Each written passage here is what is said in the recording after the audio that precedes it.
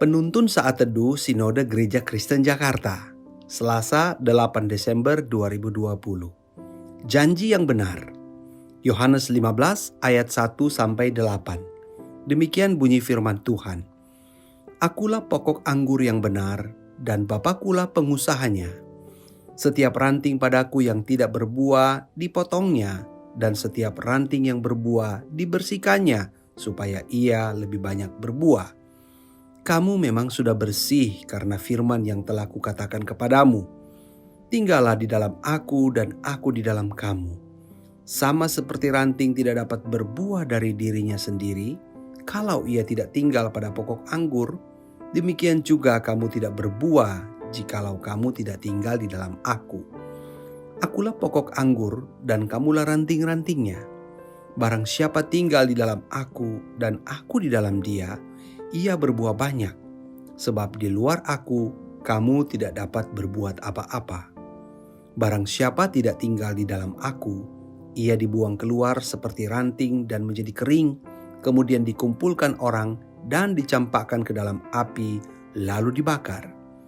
Jikalau kamu tinggal di dalam aku, dan firmanku tinggal di dalam kamu, mintalah apa saja yang kamu kehendaki, dan kamu akan menerimanya. Dalam hal inilah Bapakku dipermuliakan, yaitu jika kamu berbuah banyak dan dengan demikian kamu adalah murid-muridku. Saudara-saudara, sewaktu kecil saya sempat berpikir bahwa kalau pakai baju Superman, maka saya bisa terbang melayang kemanapun yang saya inginkan.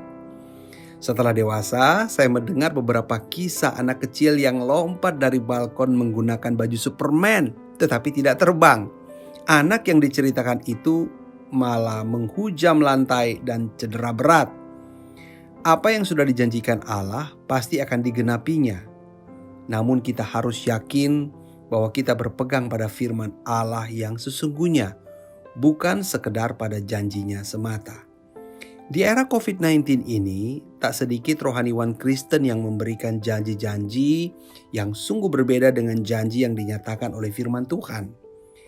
Mereka mengatakan, asalkan engkau memiliki iman yang besar, maka engkau akan mengalami semua yang telah diminta. Mereka lupa bahwa iman tidak memiliki kekuatan apa-apa bila tidak dilandaskan pada janji yang benar dari Allah. Di luar janji firman-Nya, yang ada hanyalah keinginan manusiawi seperti anak berbaju Superman tadi. Perkataan Kristus, mintalah apa saja yang kamu kehendaki dan kamu akan menerimanya.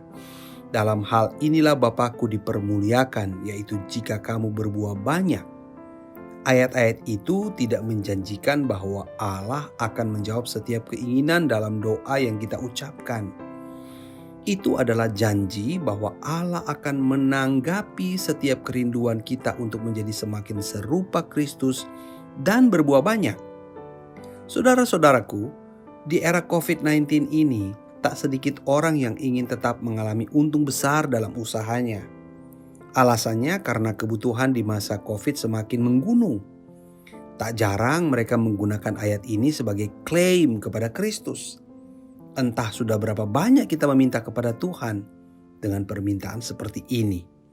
Padahal iman kekristenan kita dituntut untuk berbuah banyak di dalam kebenarannya.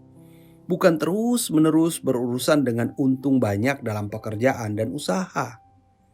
Pernahkah kita meminta untuk berbuah banyak dalam kekudusan? Janji Allah untuk menguduskan umat tebusannya akan digenapi dalam diri orang yang berjalan atas firman-Nya. Tuhan Yesus memberkati.